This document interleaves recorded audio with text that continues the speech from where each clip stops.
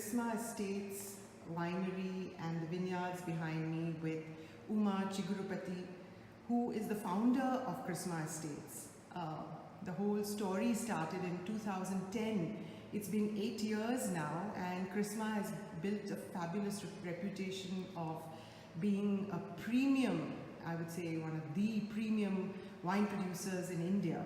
So I have Uma with me at the vineyards, at the winery, and I'm going to ask her about their new surprise. They have something very, very special for wine drinkers of India and their fans abroad, and that is a new Syrah which is coming out. Uma has been very, very excited about it for some time, and I've been hearing about it. And last night we did a small barrel tasting, and it was amazing. So Uma, tell me, when did you decide about the Syrah, and what made the whole thing happen?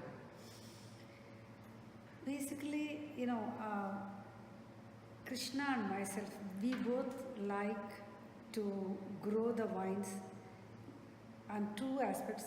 We would love to drink that particular varietal, and also it should be suitable to the weather of Hampi Hills. Those are the two criteria normally we look into.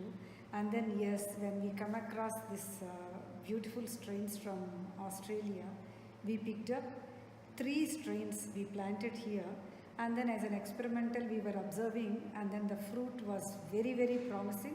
Initially we have planted on 4.5 acres, and later on we have expanded another 5 acres also. So now these 4.5 acres are yielding. Initial 2 years we did not take out the fruit because the plants have to be matured enough. So we had, 2016, 17 and 18 we have harvested the fruit, and the 16 has been bottled last year, and then it is showing a lot of promise, and actually we are quite excited. I don't want to talk too much about it because I want that to be a surprise to everyone, since you are here, Roma, and you tasted and you are asking. I could not say no. It has developed beautiful structure, beautiful, it's such an elegant wine, and then the characteristics are showing so well. The dark fruit on one side, and when during the finish, the beautiful peppery note, the typical of Syrah characters you can see, I think, in every sip you take, and that beautiful, elegant, long finish also is what it is showing lot of promise. If we think, what kind of style, I feel it is the Chrisma style, because we don't want to alter the fruit and alter the fruit what it is giving. We would like to enhance what it is showing. One way I feel it is between the Rhone and McLaren. I think it has its own characteristics is what I feel. So we had tried the 2016, then 2017, now 2018 in the barrels. The 2018, it is only 3 months in barrels right now, but now itself it is showing great structure. So now I am confident, because I had seen 3 vintages. It's not a fluke kind of thing. Yes, we can. So yes, the next big thing is going to be Syrah. Confidently I can say that.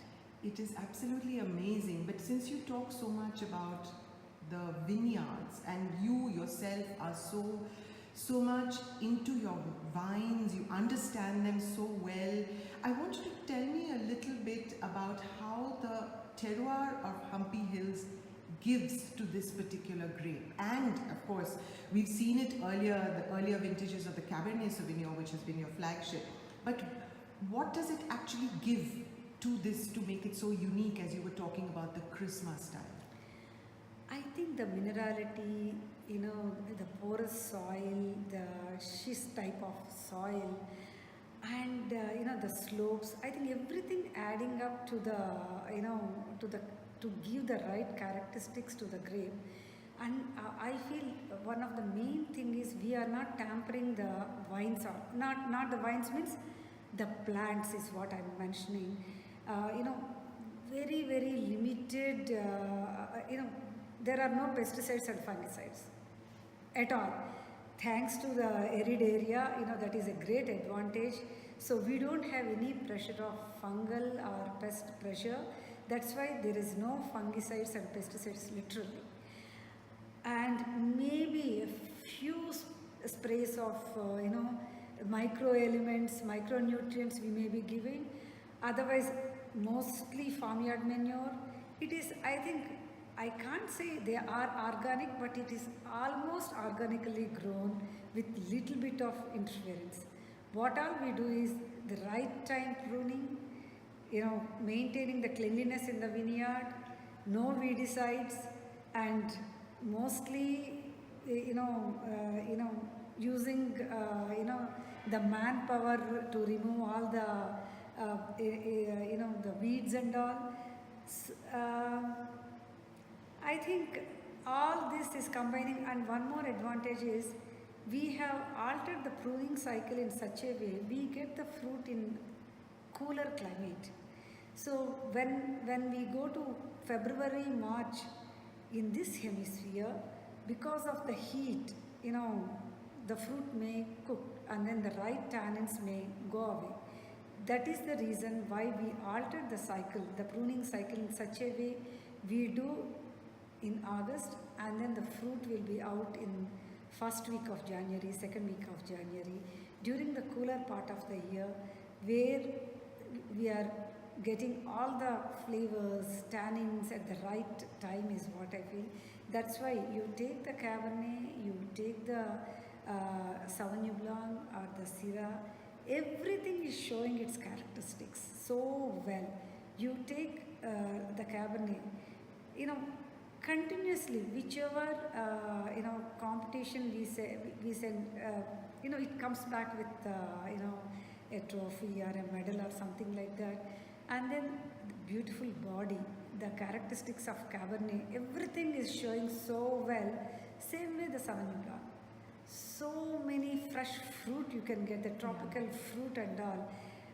It's fantastic. And this year actually, we have introduced for the first time oak into the Sauvignon Blanc.